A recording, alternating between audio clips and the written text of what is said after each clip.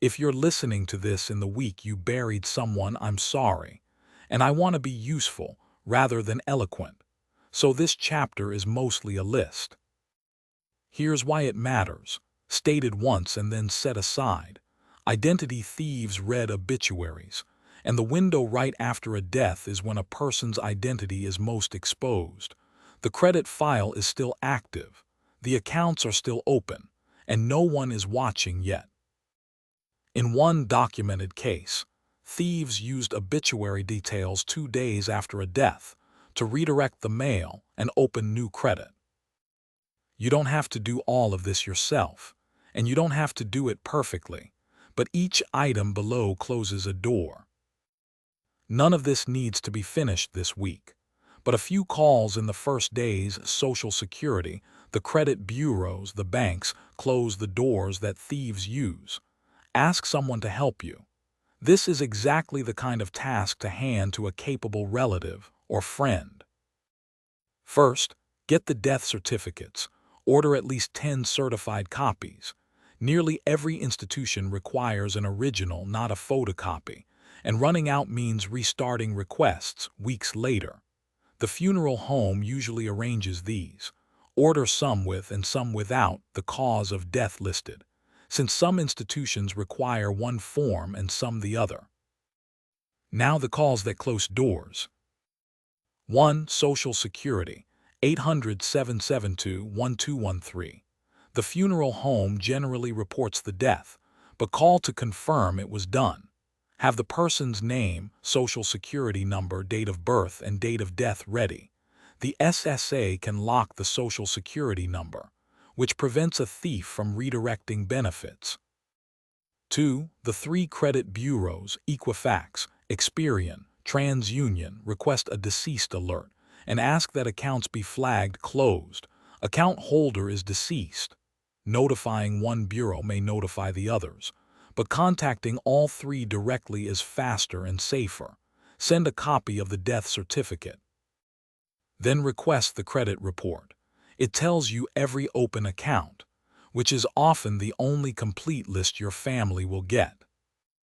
3. Banks, credit cards, brokerages, mortgage and loan holders. Notify each directly. Ask that closed accounts be marked closed. Account holder is deceased.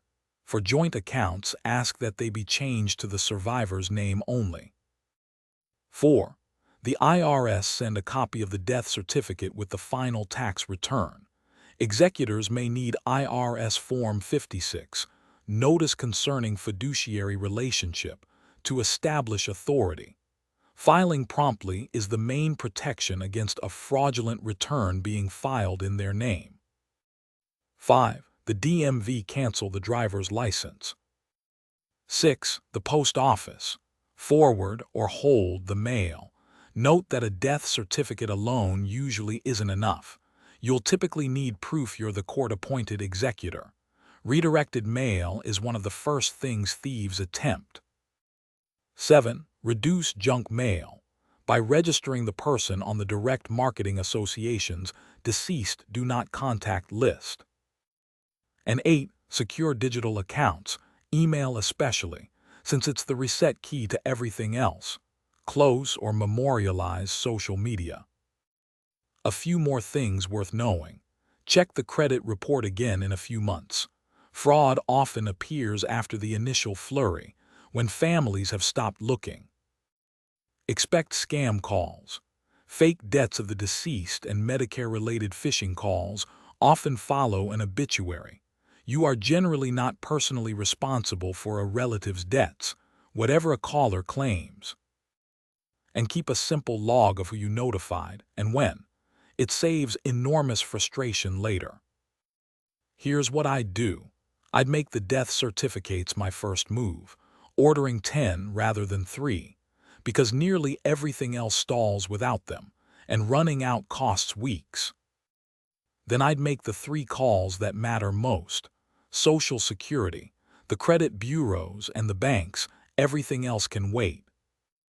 And I'd hand this whole list to a capable relative or friend, because grief makes phone calls with institutions genuinely difficult, and there's no medal for doing it alone.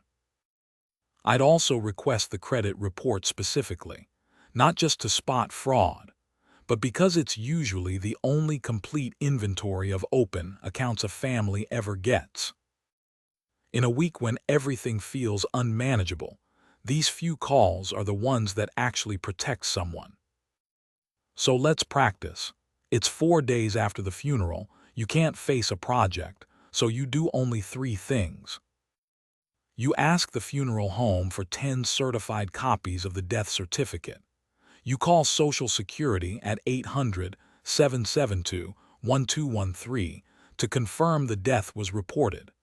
And you call one credit bureau to place a deceased alert and request the credit report. That's it, under an hour, and the 3 biggest doors are shut. Everything else can wait until you're able, and someone else can help you with the rest.